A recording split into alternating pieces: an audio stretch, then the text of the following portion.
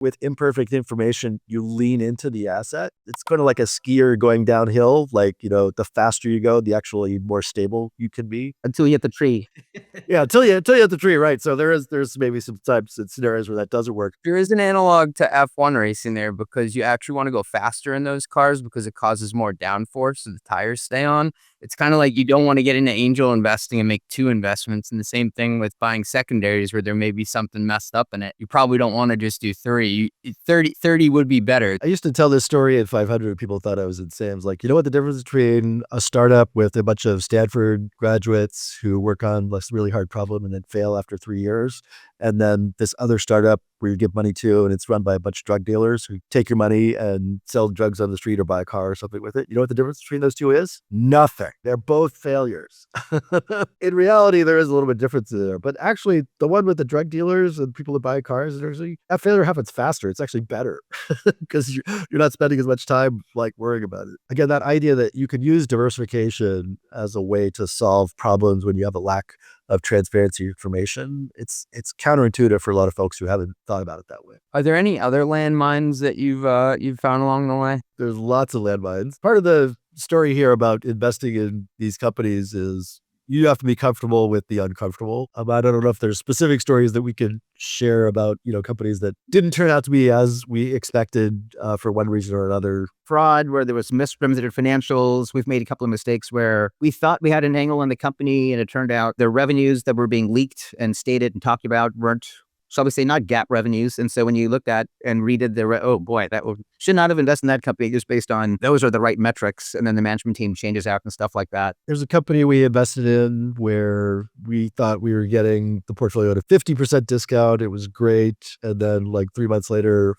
all three of the founders left. I think the one that's really a big deal is like just what's the valuation policy of the company or the fund manager, and can you trust them? Having been a venture capitalist for about 20 years or so, I think we're the least trustworthy people on the planet when it comes to valuations. He said the quiet thing out loud, folks. There's 3 different ways that VCs lie to you about their portfolio valuations. Like their winners are overmarked, their losers are not written off, and the residual value of whatever else is left is still an illiquid asset, and it's not worth $1. It's worth whatever the discount to that dollar is for taking on that risk. In general, you should not believe most people's valuations, and particularly general partners are in the business of reporting more favorable valuations. And there's not really a lot of checks and balances on that, although the funds are audited and people are supposed to mark to market. They're quick to market the markups. They're slow to mark the markdowns. Yeah.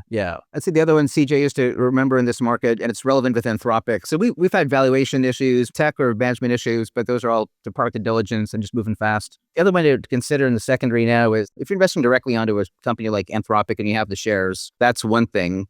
Increasingly, these companies are very protective of their cap tables, and so they're not letting their employees or early investors get out. Now, they'll do periodic tender offers, and so there are organized ways to get at Anthropic shares. But if you're off cycle and you're getting in on the shares because of a special purpose vehicle, that SPV has gotten shares from an employee, but the company hasn't authorized the transfer and the SPV doesn't actually have the shares, but it's a forward contract. Those things are very sketchy. So you could be into a vehicle that has a forward contract or a pledge of shares, but now you've got counterparty risk.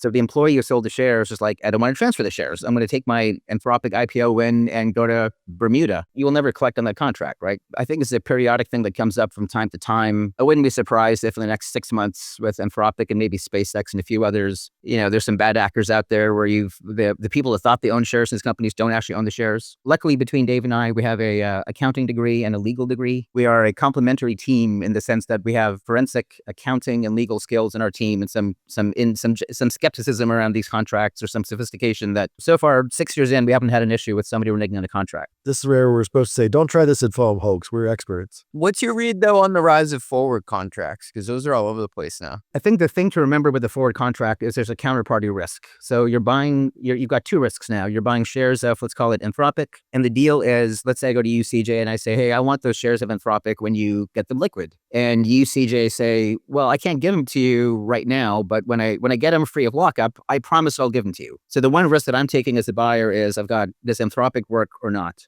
The other risk I'm taking is CJ a good bet or not? And with every forward contract, they're not regulated, and so you're not dealing with an exchange. You're dealing with the counterparty, and you have to make sure the counterparty is good. So is CJ good for his word? Is the forward contract written in a way that's enforceable in court? The court will give you specific performance if it can. Like, hey, CJ, you promised shares of Anthropic. You got to give specific performance. If it can't, then they'll settle on an equitable remedy, and the equitable remedy might be you got to hand over cash because you don't have the shares, but you have something of equal value, call it, cash or something else. And so those contracts ought to be enforceable if they are written the right way. I'm sure there are contracts out there that are not written the right way, that don't have this equitable remedy provision, that aren't enforceable in court, and that people are going to renege on. So that's why I think there's going to be some concerns here, but it's a useful tool to get liquidity. You just have to do it the right way and know what you're doing. I do think we're going to see a growth of more structure and tools. So for many reasons, I think forward contracts can help solve a lot of problems. Where there's a restriction on transfer, where there's a desire to maintain, QSBS treatment, where there's just the desire to avoid a taxable event, all of those might be good scenarios to use forward contracts. There's some maybe sketchier reasons that shouldn't be used, but for many other asset classes, you see the use of forward contracts. It's not like an absolutely new innovation. It's just new to venture capital. Everyone in finance is adopting AI right now. There's a problem because there are a dozen disconnected tools. You got one for revenue, one for AP, one for close, and each one of these needs training and documentation. And the expertise to run them lives in your team's heads, not your systems. Maximore takes the opposite approach. One autonomous finance platform for the whole operation. Order to cash, procure to pay, the close, cash management, reporting, running on a single unified finance context that pulls from your ERP, billing, banks, even email and Slack. Maximore runs on self-learning agents that learn how your team already works.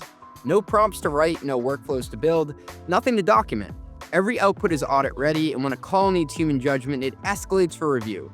Because the agents optimize, not just execute.